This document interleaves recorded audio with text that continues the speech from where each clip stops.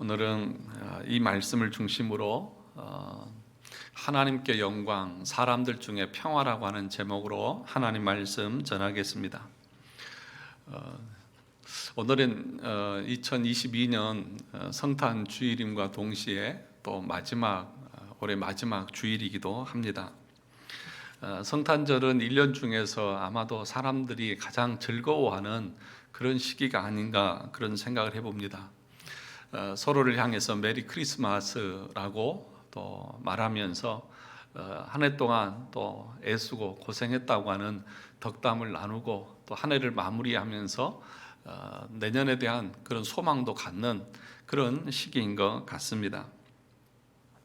그러나 우리 기독교인들에게 이 성탄절은 어떤 의미일까에 대해서 조금 더 진지하게 고민을 좀 해봤으면 좋겠습니다.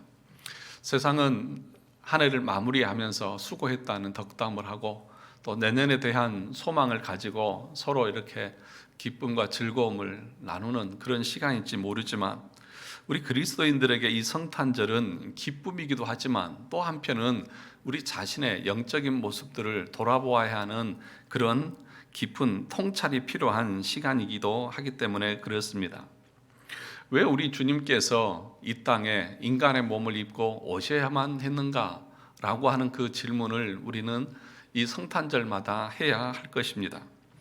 창조주께서, 온 우주의 통치자께서 가장 낮은 비천한 몸을 입고 그것도 가장 낮은 곳으로 왜 오셔야만 했느냐 하는 그 물음을 우리는 할 수 있어야 합니다. 우리는 이 성경을 볼 때 너무 인간적인 측면으로만 성경을 보는 것 같습니다. 그러니까 이 성경을 우리 자신에게만, 자신의 관점에서, 인간의 관점에서만 성경을 보는 그런 경향들이 있습니다. 그런데 그런 경향으로 보니까 성탄절이 우리에게는 참 기쁘고 즐겁고 좋은 날이죠. 그런데 반대로 성경의 관점에서, 우리 주님의 관점에서, 아니 성경에서 기록하고 있는 선지자들과 또 그 모든 내용들을 살펴보면 꼭 그런 것만은 아니라는 것입니다. 구약 성경과 또 신약의 예수님이 오심을 기록하고 있는 내용들을 보면 그렇게 축하받을 일이 아니라는 사실을 우리는 알게 됩니다. 민수기 21장에 보면 모세를 통해서 광야에서 이스라엘 백성들에게 하나님이 하셨던 말씀이 있습니다. 이스라엘 백성들이 불평하고 원망할 때에 불뱀을 보내서 그들을 물려 죽게 했습니다. 그럴 때에 하나님께서 놋뱀을 만들어서 장대 높은 곳에 달아라. 그리고 그것을 쳐다보는 자들마다 다 살아나게 될 것이다. 그렇게 말씀하셨습니다. 근데 그것이 무엇을 의미하는 것입니까? 그것은 곧 예수 그리스도께서 십자가에 달려 죽으실 것을 예표하는 사건이었습니다. 그래서 예수님도 요한복음 3장 14절에서 이 내용을 이렇게 자신에게 적용하셨습니다. 모세가 광야에서 뱀을 든 것 같이 인자도 들려야 하리라. 그러니까 모세에게 하나님께서 놋뱀을 만들어서 장대 높은 곳에 달라고 하신 그것은 곧 내가 나무에 달려 십자가에서 죽을 것을 말씀하신 것이다. 그렇게 말씀하셨습니다. 또 신명기 21장 23절에 보면 이런 말씀이 있습니다. 그 시체를 나무 위에 밤새도록 두지 말고 그날에 장사하여 내 하나님 여호와께서 내게 기업으로 주시는 땅을 더럽히지 말라. 나무에 달린 자는 하나님께 저주를 받았음이니라. 나무에 달린 자는 하나님께 저주를 받은 자다. 그러니까 예수님께서 십자가에 못 박혀 죽으신 것은 하나님께 저주받는 일이라는 사실을 말씀합니다. 그런데 그렇게 못 박힌 이유가 자신이 그 저주를 당할 만한 죄가 있어서가 아니라 우리가 당해야 될 그 저주를 예수님께서 친히 당하셨다는 사실을 말씀하고 있는 것입니다. 그래서 갈라디아서 3장 13절에서 바울은 이 내용을 이렇게 적용을 했습니다. 그리스도께서 우리를 위하여 저주를 받은 바 되사 율법의 저주에서 우리를 속량하셨으니 기록된 바, 이 기록된 바라고 하는 말이 앞에서 말하는 그 내용인 거죠. 나무에 달린 자마다 저주 아래 있는 자라 하였습니다. 그러니까 신명기 21장 23절에 있는 말씀을 바울 사도는 우리의 죄를 위해서, 우리의 저주를 감당하기 위해서 십자가에 못 박히신 예수님의 그 해석을, 예수님이라고 하는 것으로 해석을 하고 적용을 하고 있다는 것이죠. 선지자 이사야도 말했습니다. 53장 3절에서부터 5절까지 우리가 참 잘 아는 말씀이죠. 그는 멸시를 받아 사람들에게 버림받았으며 간고를 많이 겪었으며 질고를 아는 자라. 마치 사람들이 그에게서 얼굴을 가리는 것 같이 멸시를 당하였고 우리도 그를 귀히 여기지 아니하였도다. 그는 실로 우리의 질고를 지고 우리의 슬픔을 당하였거늘 우리는 생각하기를 그는 징벌을 받아 하나님께 맞으며 고난을 당한다 하였노라. 그가 찔림은 우리의 허물 때문이요 그가 상함은 우리의 죄악 때문이라. 그가 징계를 받음으로 우리는 평화를 누리고 그가 채찍에 맞음으로 우리는 나음을 받았도다. 그러니까 구약의 성경에서 예수님을 예표하는 내용들, 또 구약의 선지자들이 예수님에 대해서 기록하는 그 모든 내용들을 보면 예수님이 이 땅에 오시는 것이 단순히 축하받을 일이 아니라는 것이죠. 축하는 어떨 때 하는 것입니까? 그 사람에게 경사가 일어났을 때, 좋은 일이 있을 때, 예를 들어서 대학에 합격을 했다든지 아니면 승진을 했다든지 아니면 내 집안에, 내 삶에 좋은 일이 일어났을 때 축하하는 것이죠. 그런데 예수님께서 이 땅에 오시는 것이 예수님에게 입장에서 그게 축하받을 일일까요? 그게 정말 좋은 일일까요? 아니잖아요. 저주받기 위해서 오셨고 우리의 저주를 대신 감당하기 위해서 십자가에 못 박히기 위해서 오셨는데 우리는 예수님이 오신 그 성탄절을 마냥 기뻐하고 축하합니다. 다시 말하면 그러는 거예요. 사형수가 이제 사형할 날을 받았는데 나 대신 죽으러 사람이 오는 거예요. 그런데 그 사람에게 축하합니다 그렇게 얘기하는 거예요. 자기 대신 죽는데 축하합니다 그게 말이 됩니까? 아니죠. 우리가 할 수 있는 건 뭐예요? 감사밖에 없습니다. 감사합니다. 그리고 죄송합니다 라고 할 것밖에 없다는 것이죠. 그래서 성탄 예배를 축하 예배라고 안 합니다. 뭐라고 합니까? 성탄 감사 예배라고 그렇게 부르는 거예요. 그러니까 이 성탄절은 우리가 마냥 케이크를 예수님 태어나셨다고 생일 케이크 자르면서 주님 축하합니다, 잘 오셨습니다 이렇게 해야 될 일이 아니라 주님 감사합니다.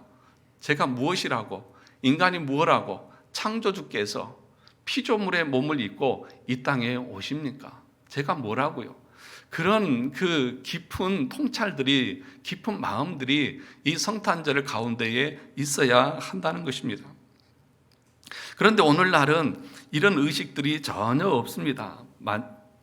단지 그냥 즐거워하고 그냥 가족끼리 기쁨을 누리고 연인들끼리 그런 식사 자리에서 좋은 분위기에서 연말을 보내는 그런 것쯤으로 요즘은 성탄절을 맞이하고 있다는 것입니다. 다시 말하면 예수 믿는다고 하는 것이 무엇인지에 대해서 우리가 진지하게 고민하지 않고 그것에 대해서 깊이 있는 통찰이 없다는 것입니다. 여러분, 예수 믿는다고 하는 것은 좁은 길로 간다는 것입니다. 예수 믿는다고 하는 것은 자신의 욕망을 예수님이 이루어주는 것을 말하는 것이 아닙니다. 내 자신의 욕망을 제어하는 것이 믿음의 길이고 자기를 부인하는 것이 예수 믿는 길이고 내 뜻이 아니라 하나님의 뜻에 내 인생을 맞추어 나가는 것이 예수 믿는 것이라는 사실들을 요즘 사람들은 깊이 생각하지 않는 것 같다는 것입니다. 그래서 오늘 이 본문의 말씀을 중심으로 누가복음 1장에서부터 이 14절까지의 내용을 중심으로 우리가 성탄을 어떻게 이해하는지를 함께 나누려고 합니다. 먼저 2장 1절에 보면 이렇게 말합니다. 그때에 가이사 아구스도가 영을 내려 천하로 다 호적하라 하였으니 그렇게 말합니다. 예수님이 언제 오셨습니까? 그때에 오셨습니다. 그때에 오셨습니다. 그때라고 하는 것이 언제입니까? 가이사 아구스도, 그러니까 로마의 초대 황제가 모든 로마에 있는 시민들, 로마의 통치 아래 있는 모든 시민들에게 호적을 명한 그때에 오셨다, 그렇게 얘기를 하고 있습니다. 그런데 그때를 가리켜서 바울은 갈라디아서 4장 4절에서 이렇게 말했습니다. 때가 참에 하나님이 그의 아들을 보내사 여자에게서 나게 하시고 율법 아래에 나게 하신 것은 율법 아래에 있는 자들을 속량하시고 우리로 아들의 명분을 얻게 하려 하심이라. 때가 차서 오셨다. 또 디모데서에서 보면 기약이 이름에 그렇게 설명하고 있습니다. 그러니까 예수님께서는 아무 때나 오신 것이 아니라 하나님께서 창세 전부터 예정하고 계획하신 그 때에 맞춰서 오셨다는 것입니다. 그래서 여자에게 나게 하셨다. 창세기 3장 15절에서 여자의 후손으로 오게 하겠다고 하는 그 약속대로 모든 성취를 그 말씀 속에서 이루고 계시는 때를 말하는 것입니다. 구약의 성도들은 이 메시아를 기다렸습니다. 메시아가 오신다는 사실은 그들은 분명히 알고 있었습니다. 그런데 그때가 언제인지는 아무도 몰랐습니다. 예수님이 어디서 태어나실 것인지는 아무도 몰랐습니다. 마태복음 2장에 보면 동방에서 온 박사들이 헤롯 궁전에 가가지고 유대인의 왕으로 나신 이가 어디 있습니까? 라고 물을 때에 사람들은 다 우왕좌왕하면서 어디서 누가 왕이냐라고 하면서 허둥지둥 되는 것을 볼 수 있습니다. 그럴 때 헤롯 왕이 대제사장들과 서기관들을 불러서 묻습니다. 마태복음 2장 5절과 6절에 보면 이렇게 말합니다. 이르되 유대 베들레헴이오니 이는 선지자로 이렇게 기록된 바 또 유대 땅 베들레헴아 너는 유대 고을 중에서 가장 작지 아니하도다. 내게서 한 다스리는 자가 나와서 내 백성 이스라엘의 목자가 되리라 하였음이니라. 그러니까 사람들은 메시아가 오신다는 것은 알고 있었습니다. 그리고 또 하나 알고 있는 것이 있는데 그것이 뭐냐 하면 어디서 태어나는지까지는 알았어요. 어디서 태어난다고 했습니까? 유대 땅 베들레헴에서 태어날 것이라고 선지자들을 통해서 예언해 놓았습니다. 그러니까 태어난다는 사실은 알아요. 그리고 어디서 태어난다는 것도 알아요. 그런데 그 날짜는 알아요? 몰라요? 몰라요. 날짜는 몰라요. 아무도 그날은 알 수 없었습니다. 그런데 오늘 2장 1절에 보면 그때에 가이사 아구스도가, 그러니까 지금 누가는 하나님의 그때라고 하는 것을 다시 돌이켜 생각하면서 예수님이 태어날 그때가 언제였냐 하면 가이사 아구스도가 모든 사람들에게 호적하라고 명령했던 그때 예수님께서 오셨다고 말씀하고 있다는 것입니다. 임신한 마리아와 남편 요셉도 호적을 하러 베들레헴으로 갔습니다. 걸어서 갔는지 나귀를 타고 갔는지 뭘 타고 갔는지를 모르겠지만 또 며칠이 걸려서 갔는지 모르겠지만 여러분 만삭의 몸으로 그런 거리를 여행한다고 하는 것은 쉽지 않았을 것입니다. 그러나 가야만 했습니다. 왜냐하면 그것이 아구스도의 명령이기도 하지만 또 하나의 뜻이 있습니다. 무엇입니까? 하나님께서 약속하신 구약에 예언하신 그 모든 예언의 성취가 거기에 달려있기 때문입니다. 가는 길이 어렵고 힘들어도 가야만 했습니다. 그것이 하나님의 때인지 아닌지 자기들은 알지는 못했지만 그 모든 시대적인 상황과 명령에 따라서 기꺼이 순종하며 가야만 했다는 것입니다. 여러분, 우리는 이것에 대해서 깊이 생각해 볼 필요가 있습니다. 안 갈 수도 있지만 사람들은 다 가게 되어 있습니다. 이것이 하나님의 섭리입니다. 하나님의 섭리는 사람들은 잘 모릅니다. 마리아나 또 다른 사람들은 아구스도는 자기가 명령한 그때에 예수님께서 태어나실 것을 알고 그런 명령을 내렸을까요? 아니었을 것입니다. 그 하나님의 섭리는 우리 인간이 절대로 헤아릴 수가 없습니다. 그래서 그 섭리를 비밀이라고 말합니다. 그러면 여러분, 우리 안에서 어떤 일이 일어났을 때에 그것을 자기가 다 아는 것처럼 이러니까 이랬다라고 말하면서 이것이 하나님의 뜻이다라고 단정적으로 말하는 사람들의 말을 조심해야 됩니다. 그것은 하나님의 자리에서 자기가 모든 것을 아는 것처럼 말하는 교만인 것입니다. 여러분, 섭리라고 하는 것은 지나고 나서 보니 하나님께서 그것을 성취하기 위해서 나를 그곳에 보냈다는 사실을 알게 되는 것을 의미하는 것입니다. 마리아와 요셉은 아마도 생각해 볼 때, 추측해 볼 때에 이 만삭의 몸으로 우리가 그곳에 호적하러 꼭 가야만 했을까? 여러분, 당신 위험하지 않겠나? 힘들지 않겠나? 라고 하는 그런 생각을 했을지도 모르겠습니다. 사랑하는 성도 여러분, 우리는 자기가 하고 싶은 일만 하려고 합니다. 하기 싫고 마음에 들지 않으면 하지 않으려고 합니다. 그러나 하나님의 섭리를 믿는 사람들은 자신에게 주어진 일에 대해서 불평이나 원망하는 것이 아니라 하나님께서 이끌어 가시는 대로 기꺼이 순종하며 나가는 것입니다. 그래서 하나님의 섭리를 믿는 사람들은 절대로 불평하거나 원망하지 않습니다. 왜요? 하나님께서 모든 것을 통해서 자신의 영광을 드러내고 더 나아가서 우리의 유익을 위하시기 때문에 그렇습니다. 그러므로 우리가 당장 눈에 볼 때에 그것이 나쁜 일인 것 같고 불행한 일인 것 같지만 결과적으로 그걸 통해서 하나님은 자신의 영광을 드러내고 우리에게 큰 유익을 주시는 것을 알게 됩니다.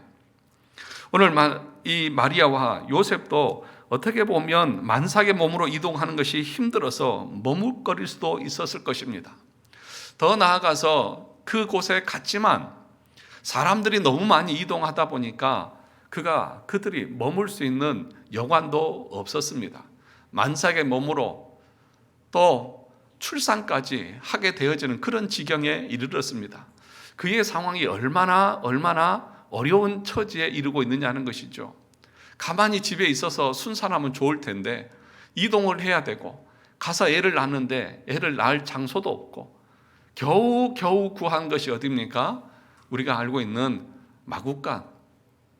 그것도 예수님이 태어나서 있을 곳이 없어서 그 짐승에 여물을 주는 그 말구유에 누워있는 그 처참한 모습, 그 비천한 모습을 한번 생각해 보시라는 것입니다. 그런데 여러분, 그때가 언제입니까? 하나님께서 모든 시간을 보내고 계획하신 그 때였다는 것입니다. 그러므로 우리 앞에 일어나는 어떤 불행도 그것이 우리의 인생을 망치는 것이 아니라 그것을 통해서 하나님이 하나님의 뜻을 이루어 가시고 있다는 사실들을 우리가 놓쳐서는 안 되는 것입니다. 그런데 이때는 언제입니까? 로마 역사 중에서 어떻게 보면 가장 혼란스러운 그런 때일 것이고 가장 바쁜 때일 것입니다. 왜냐하면 모든 사람들이 다 호적하기 위해서 자기 고향으로 이동하는 그런 때이기 때문에 그렇습니다. 꼭 이맘때 또 그 1월 되면 이제 우리도 설이 있지 않습니까? 설 되면 모든 이 사람들이 고향으로 친척으로 이동을 하고 이 중국은 춘절이라고 그래서 우리와는 비교도 안 될 정도로 많은 인원들이 그렇게 몇 억 명이 그렇게 이동을 한다고 그러잖아요. 아마도 이때에도 로마의 모든 시민들이 호적을 하기 위해서 전국으로 자기 고향으로 움직이는 그렇게 바쁘고 분주한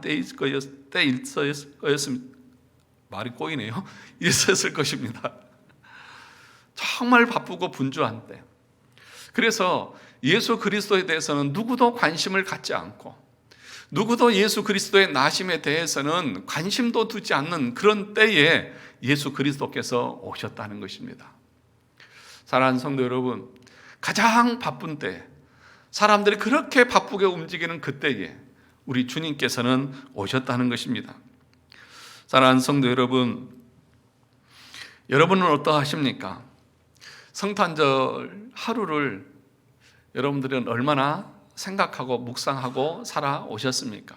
예수님의 나심에 대해서, 예수님에 대해서 여러분들은 얼마나 생각하면서 살아오셨고 오늘 예배에 나오셨습니까? 대부분의 사람들은 자기 일에 바빠서 신앙에 대해서는 생각할 시간이 없고 예수님에 대해서 생각할 시간이 전혀 없이 살아가는 것이 우리들의 모습인 것입니다. 그것이 성경의 역사이기도 하고 오늘날의 우리의 모습이기도 한 것이죠. 노아의 홍수가 있을 때에도 사람들은 노아의 그 말에 전혀 귀를 기울이지 않았습니다. 그래서 예수님께서도 이 노아의 홍수 때에 그 사람들을 향해서 뭐라고 말했습니까? 마태복음 24장 37절 39절에 보면 이렇게 말합니다. 노아의 때와 같이 인자의 임함도 그러하리라.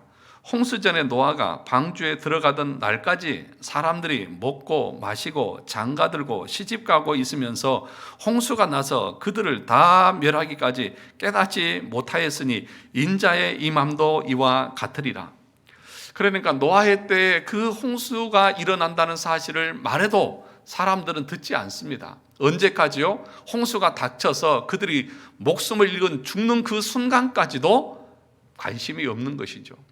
여기 보면 사람들이 먹고 마시고 시집가고 장가가는 것, 그게 나쁘다는 게 아닙니다. 사람들이 자기 일에 바빠서 예수 그리스도에 대해서, 하나님의 말씀에 대해서 전혀 관심 없이 살아가는 그 시대가 오늘날의 시대라는 것입니다. 그런데 홍수 때만 그런 것이 아니라 예수님이 초림하셨을 때에, 태어나셨을 때도 사람들은 너무너무 바쁘고 분주하고 자기 살 길 바빠서 예수님이 태어나신 것에 대해서 관심이 없었고, 여러분 심지어는 만삭의 몸으로 이제 출산이 곧 임박해서 있을 곳을 좀 달라고 하는데도 사람들은 전혀 그것에 대해서 개의치 않았습니다. 그런데 언제도 그럴 것이라고요? 우리 주님이 다시 이 땅에 심판하러 오시는 그때도 사람들이 어떨 것이다? 관심 없을 것이다. 사람들은 여전히 자기들이 먹고 마시고 자기 인생에 좋은 것들 취하기 위해서 바쁘고 빠르게 분주하게 다닐 뿐이지, 예수님의 말씀에 대해서, 자신들의 미래의 그 심판에 대해서는 전혀 생각하지 않을 것이다. 그래서 저는 이렇게 목회한 지 얼마는 되지는 않았지만 20년이 조금 넘었지만 이제 와서 생각을 가만히 저 혼자 이렇게 성도들을 바라보고 세상을 바라보고 혼자 말씀을 읽으면서 생각을 해보면, 야, 그렇구나, 진짜. 예. 사람들이 가면 갈수록 관심이 없구나. 아무리 강하게 말씀을 선포해도 당신 그러다 죽습니다. 당신 그러다 지옥 갑니다. 당신 그러다 멸망당합니다. 그래도 사람들이 눈 하나 까딱 안 해요. 와, 대단하다. 내가 거짓말해서 그럴까? 나를 못 믿어서 그럴까? 아니, 내가 하는 말이 아니라 성경에 기록된 말씀임에도 불구하고 사람들은 눈 하나 까딱하지 않습니다. 이런 설교를 듣고도 전혀 두려워하지도 않습니다. 아니, 전혀 놀라지도 않습니다. 아니, 그것에 대해서 한번 심각하게 생각해보지도 않습니다. 오늘 우리 주님께서 뭐라고 말합니까? 노아 때 사람들은 그러다 다 망해 죽었다. 예수님이 태어날 때도 사람들이 아무도 관심 갖지 않았다. 그런데 인자의 재림, 그때는 심판주로 오실 텐데 그때도 사람들은 이와 같을 것이다. 그렇게 말씀하면서 우리 주님이 한탄하시는 것입니다. 그러면서 마태복음 16장 3절에서도 이렇게 말합니다. 아침에 하늘이 붉고 흐리면 오늘은 날이 굳겠다 하나니 너희가 날씨는 분별할 줄을 알면서 시대의 표적은 분별할 수 없느냐. 사람들이 매일마다 날씨를 보면서 오늘은 날씨 춥겠다 하면서 오늘은 추우니까 옷을 따뜻하게 입고 가야지, 아니 오늘은 더우니까 옷을 가볍게 입고 가야지 라고 하면서 시대에는 분별할 줄 아면서 왜 너희의 인생의 모든 것에 대해서는 그렇게 분별력이 없느냐, 왜 하나님의 말씀에 대한 분별력은 가질 수 없느냐라고 한탄을 하고 있다는 것입니다.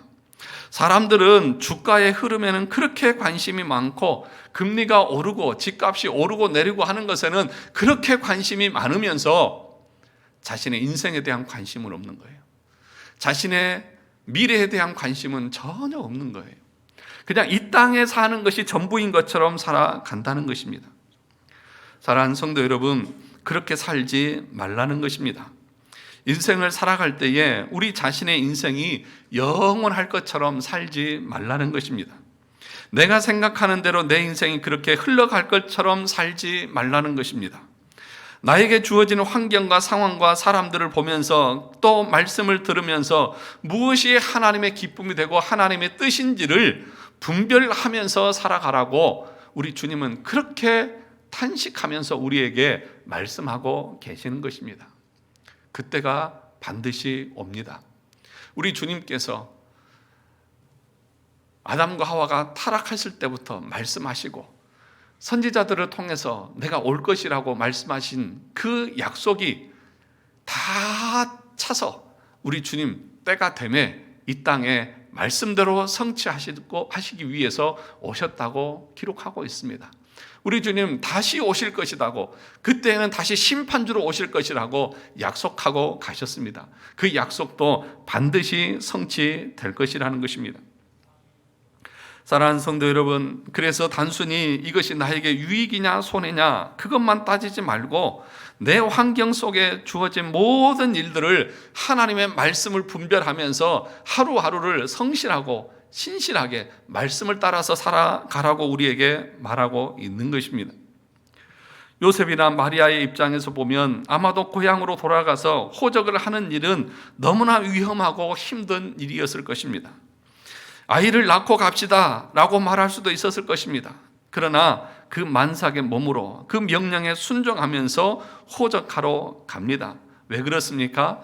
하나님의 뜻과 계획이 성취되어야 하기 때문에 그런 것입니다. 마태복음 2장 6절에 있는 말씀, 베들레헴에서 예수 그리스도가 태어나셔야 하기 때문에 그 약속의 성취 때문에 가야만 했다는 것입니다. 그러므로 때로는 우리가 하기 싫어도, 내가 마음에 안 들어도 그것이 하나님의 뜻이면 우리는 반드시 하게 되어져 있습니다. 그러므로 사랑하는 성도 여러분, 내 고집대로 내 생각대로 살려고 할 것이 아니라 하나님이 말씀하신 그 말씀을 분별하면서 매일매일 살아가야 한다는 것입니다. 그러므로 여러분, 모든 것이 내 뜻대로 잘 풀리는 것이 하나님의 뜻일 것이라고 하는 생각을 우리는 다 내려놓아야 합니다. 여러분 한번 생각해 보세요. 여러분 계획대로 되어지는 것이 몇 개나 있으신가요? 그렇지 않습니까? 거의 안 돼요. 그런데 안타까운 것은 뭐냐? 자기 마음대로 하려고 하는 사람들은요, 어떤 핑계나 이유를 대면서 그것이 하나님의 뜻이라고 생각하면서 자기 마음대로 살아가는 것입니다. 그것이 요나와 같은 사람입니다. 요나가 하나님의 뜻을 거역하고 도망가다가 다시 옆바로 내려가죠. 근데 마침 다시스로 가는 배를 만나자 이 요나는 어떻게 생각했을까요? 야, 이것이 하나님의 뜻이다 라고 생각했을지 모르겠습니다. 그런데 여러분, 그 길에 기다리고 있었던 것은 무엇이죠? 풍랑이고 물고기 뱃속이라고 하는 고난밖에 없었던 거예요. 그리고 다시 그는 돌아와서 하나님의 뜻대로 그 일들을 감당하게 됩니다. 그러므로 사랑하는 성도 여러분, 내 마음에 안 들어도, 내 뜻에 안 차도 그것이 하나님의 명령이라고 하면 우리는 꾸역꾸역이라도 그 길을 가려고 하는 그 태도가 여러분을 통해서 하나님이 이루어 가시는 하나님의 섭리의 모습이라는 사실을 기억해야 한다는 것입니다. 하나님은 그렇게 꼭 인도하시지 않는다는 것입니다. 좋은 환경으로 또 꽃길만 걷게 하는 그런 방법으로 우리를 인도하시는 분이 아니라는 사실을 아셔야 한다는 것입니다. 그런데 오늘 또 본문에 보면 예수님께서 태어나셨을 때에 어떤 모습으로 태어나셨느냐, 7절을 보시죠. 7절, 2장 7절 같이 한번 읽어보겠습니다. 같이 읽어봅니다. 시작. 첫 아들을 낳아 강보로 싸서 구유에 뉘었으니 이는 여관에 있을 곳이 없음이라. 예수님이 오실 때에는 참 비천한 모습으로 오셨습니다. 있을 만한 여관도 없었다. 애가 낳는데 그때가 겨울인지 여름인지는 모르지만 낳을 곳이 없어서 여관에서 낳았다. 아주 비천한 모습으로 낳았다. 여러분들의 애 낳을 때에 병원 가서 편안한 데서, 심지어는 힘들면 제왕절개도 하시고, 또 애가 빨리 안 나오면 주사도 맞아가면서, 그리고 낳으면 깨끗하게 씻겨가지고 그렇게 돌보지 않습니까? 그런데 우리 주님은 어떠하셨다고요? 그런 자리, 그런 모습으로 오시지 않았다는 것입니다. 영광스러운 그분이 가장 낮은 모습으로, 비천한 모습으로 오셨다는 것입니다. 굉장히 천한 모습으로 우리 주님이 오셨다. 이것은 누구도 거들떠 보려고 하지 않았다는 것입니다. 주님의 재림 때도 이와 같을 것이라고 말씀하신 것처럼 우리 주님에 대해서 아무도 알려고 하지 않았습니다. 그런데 여러분, 여기서 우리가 한 가지 기억해야 될 것은 뭐냐 하면, 우리 주님이 그렇게 비천한 모습으로 오셨기 때문에 그 비천한 목자들만 우리 주님을 알아볼 수 있었다는 사실입니다. 오늘 밤의 목자들 8절을 같이 보시죠. 8절 같이 보겠습니다. 시작. 그 지역의 목자들이 밤에 밖에서 자기 양떼를 지키더니, 그렇게 얘기하고 있습니다. 목자들이 밤에 자기의 양떼들을 지키고 있었다. 밤은 다 자야죠. 쉬어야죠. 근데 밤에도 이 목자들은 자기의 양떼를 지키고 있었고, 더 나아가서 밤에도 일하고 있었다. 밖에서 그것도 일하고 있었다. 그래서 이 당시에 목자들은 가장 비천한 직업 중에 하나였다고 그렇게 이야기를 하고 있습니다. 그런데 이런 사람들에게 10절에 보니까 천사가 뭐라고 말합니까? 내가 온 백성에게 미칠 큰 기쁨의 좋은 소식을 너희에게 전하노라, 그렇게 얘기를 하고 있다는 것입니다. 우리 주님이 왜 비천한 가운데 오셨고, 또 왜 그 비천한 사람들에게 제일 먼저 이 복된 소식이 전해졌을까?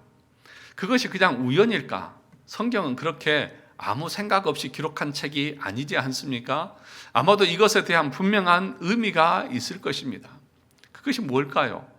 오늘 성경에 보면 이 목자들은 이 천사의 말을 듣고 기뻐서 달려서 그 예수를 확인하기 위해서 나아가는 그 모습을 우리가 볼 수 있습니다. 다시 말하면 우리 주님은 비천한 사람들에게만 보인다는 것입니다. 우리 주님은 비천한 사람들만 만날 수 있다는 것입니다. 그래서 누가복음 4장 18절에도 보면 주의 성령이 내게 임하셨으니 이는 가난한 자에게 복음을 전하려 하시고 내게 기름을 부으시고 나를 보내사 포로된 자에게 자유를, 눈먼 자에게 다시 보게 함을 전파하며 눌린 자에게 자를 자유롭게 하고라고 예수님께서 회당에 들어가셔서 이사야 61장 1, 2절의 말씀을 통해서 자신의 사역을 말씀하셨습니다. 그러니까 가난한 자, 비천한 자에게 우리 주님은 보이고 그런 자들을 만나 주신다는 말씀입니다. 그러면 이것은 무슨 의미일까요? 그러면 경제적으로 가난한 자들만 구원을 받는다는 그런 말씀일까요? 그렇지 않다는 것입니다. 경제적 가난을 말하지 않습니다. 어떤 가난입니까? 심령의 가난입니다. 심령이 가난한 사람들만 우리 주님을 만날 수 있다는 것입니다. 마태복음 5장 3절에도 심령이 가난한 자는 복이 있나니 천국이 그들의 것입니다. 가난한 자들에게 우리 주님이 비천한 모습으로 오신 것은 그 가난하고 이 심령이 가난한 자들만이 우리 주님을 만날 수 있다는 사실들을 우리에게 가르쳐주고 있는 말씀이라는 것입니다. 어떤 사람들은 교회가 하는 일이 가난한 자들을 돕고 어려운 자들을 돕는 일이라고 그렇게 얘기를 합니다. 물론 그것도 중요하고 해야 될 일이죠. 그런데 이 성경에서 말하는 가난하다고 하는 그 말의 의미를 단순히 경제적인 가난으로만 생각하면 성경을 잘못 보고 있는 것이죠. 여러분, 이 경제적으로 가난한 사람도 마음은 교만한 사람이 있을 수 있습니까? 없습니까? 있어요? 없어요? 있잖아요. 반대로 정말 경제적으로는 부자인데 마음이, 심령이 가난한 사람이 있을까요? 없을까요? 있을 수 있어요. 부자여서 교만한 사람도 있을 수 있고, 부자지만 겸손한 사람도 있을 것이고요. 가난해서 겸손한 사람도 있지만 가난해도 교만한 사람도 있다니까요. 그러니까 지금 예수 그리스도께서 이 가장 낮은 자의 모습으로 가장 비천한 목자에게 나타났다고 하는 것은 어떤 사람들이 예수 그리스도를 통해서 구원을 얻을 수 있는지에 대해서 보여주고 있는 거예요. 마음이 교만한 사람은 절대로 예수 그리스도 앞에 나가지 않습니다.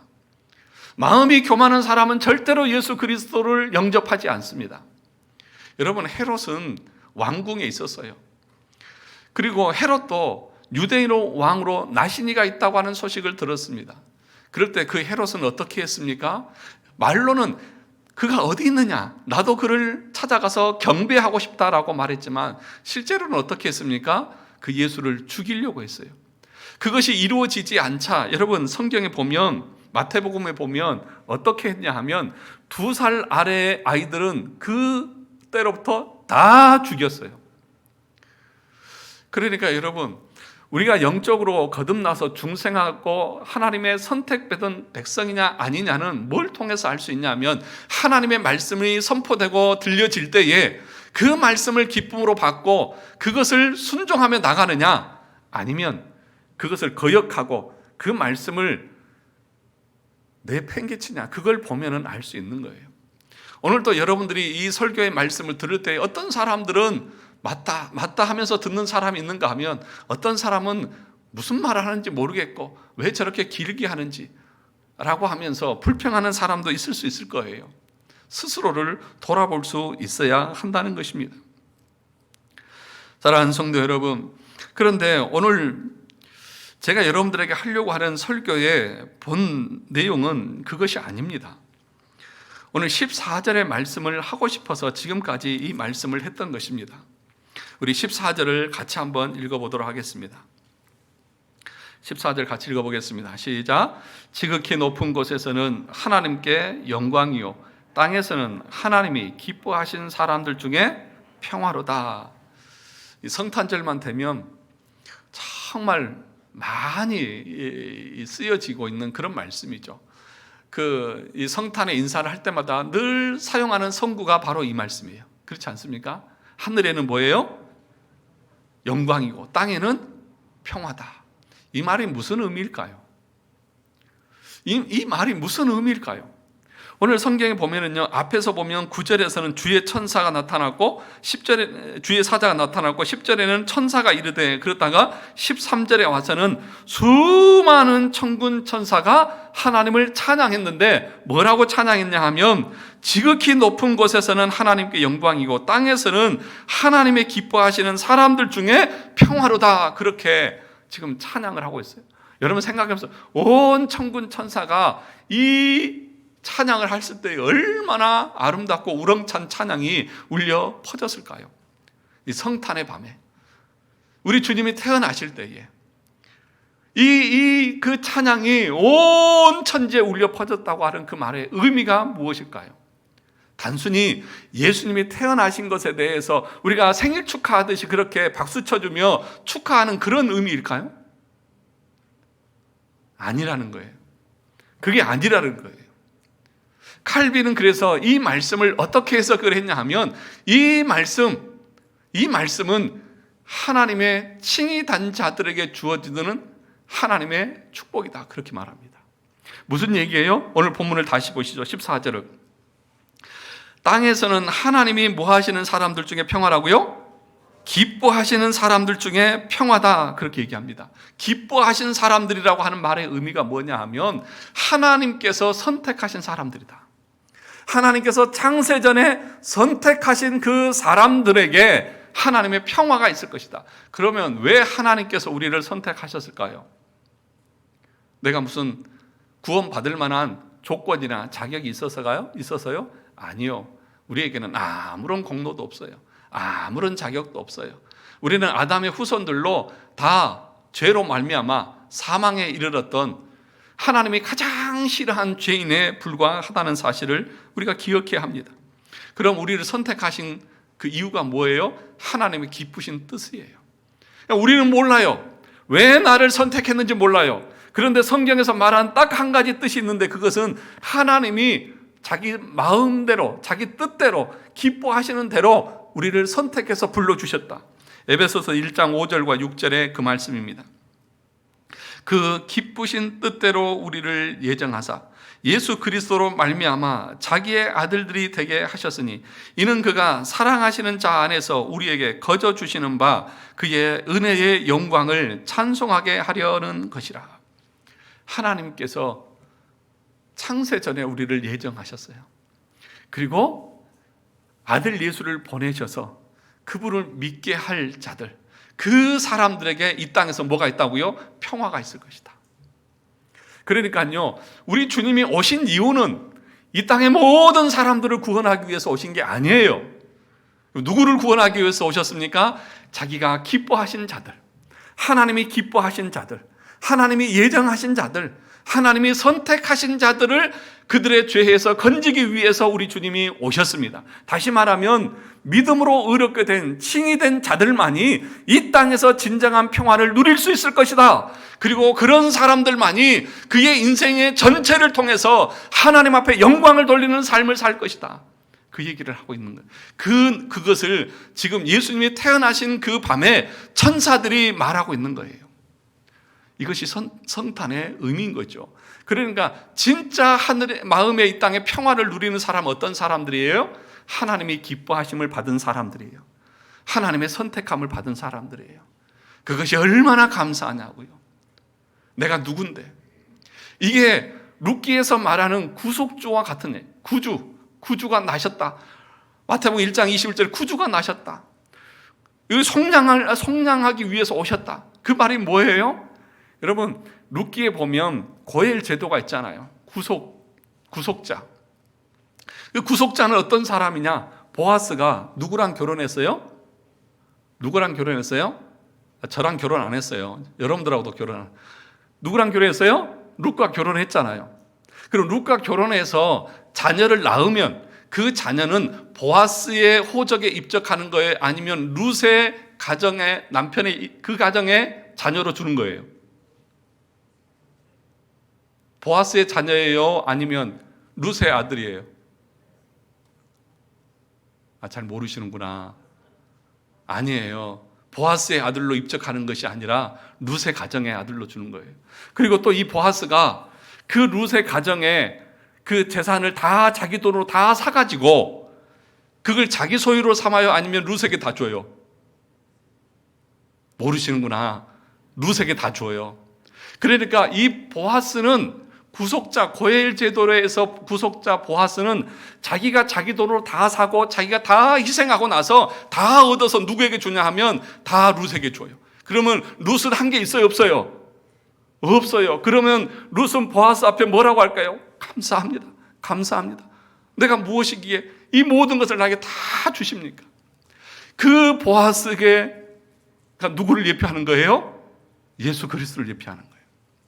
예수 그리스도께서 자신이 다 희생하고 자기가 다 자기 몸값을 주어서 속량해서 값을 지불하고 다 사가지고 그걸 자기가 취하는 것이 아니라 우리에게 다 주신 거예요. 그게 우리 주님께서 우리에게 주신 은혜예요. 그러면 우리가 그 주님 앞에 해야 될 것이 뭐예요? 감사합니다. 그리고 우리 일평생을 다 바쳐서 주의 영광을 향해서 나아가는 거예요. 그래서 뭐라고 말합니까? 14절에서 지극히 높은 곳에서는 누구에게 영광이요? 하나님께 영광이다. 그래서 칭이 되어져서 믿음으로 의롭게 된 사람들은요, 자기 인생의 전체를 걸쳐서 하나님의 영광을 향해서 달려가요. 오늘 목자들이 그 천사의 말을 듣고 그걸 확인하기 위해서 힘있게 달려가듯이 그 영광을 향해서 달려가요. 여러분, 청교도들이나 종교개혁자들이 우리에게 주신 중요한 유산이 있는데 그게 뭐냐 하면 교리문답서예요. 칼빈이 제네바에서 제네바 교리문답서를 처음 만들면서 제일 첫 번째 일문에 대해서 뭐라고 기록했는 줄 아십니까? 여러분 소요리문답, 대요리문답 아시죠? 첫 번째가 뭐예요? 사람의 제일 되는 목적이 무엇입니까? 그러니까 무슨 얘기냐 하면 우리가 살아가는 삶의 순간순간 모든 그 삶의 이야기 중에서 최상위에 있는 것이 무엇이냐 하는 거예요. 그게 뭐예요? 하나님께 영광을 돌리고 그분을 영원토록 즐거워하는 것이다. 이게 우리 인간의 목적이라고요. 칼빈이 26, 27에 그 젊은 나이에 성경 66권 전체를 꿰뚫면서 제일 먼저 우리 인간의 해야 될 일에 대해서 기록한 것이 뭐예요? 사람의 제일 되는 목적이 무엇이냐? 그것은 하나님의 영광을 위해서 사는 것이다. 그리고 영원토록 그 하나님을 기뻐하고 즐거워하는 것이 우리 인간의 삶의 목적이고 목표다. 얼마나 대단하냐고요. 우리 청년들 27 이상 된 청년들 지금 뭐 하고 있는 거예요? 예? 그렇게 성경 우리에게 말하고 있는데도 우리는 그것에 대해서 관심이 있어요? 없어요? 없어요. 그런데 오늘 이 14절에서 천사는 뭐라고 말하냐면 하나님의 기뻐하심을 믿고 믿음으로 의롭게 칭이 된 자는 그들이 마음의 평화를 누릴 것이다. 그리고 그들은 하나님 앞에 영광을 돌릴 것이다. 그런데 여러분, 여기서 말하는 평화라고 하는 의미도 잘 알아야 되는데, 이 평화가 여러분 전쟁을 하다가, 여러분 성탄절은 우리 성탄절만큼 우리 좀 전쟁 쉬고 평화합시다. 그 평화를 말할까요? 지금 러시아하고 우크라이나하고 1년 넘게 전쟁하고 있는데 오늘만큼은 그 사람들이 전쟁을 쉬자고 하는 그런 평화를 말하는 것일까요? 아니에요. 그런 평화를 말하는 거 아닙니다. 여기서 말하는 평화라고 하는 것은 하나님의 심판대 앞에 섰을 때의 평화를 말하는 거예요.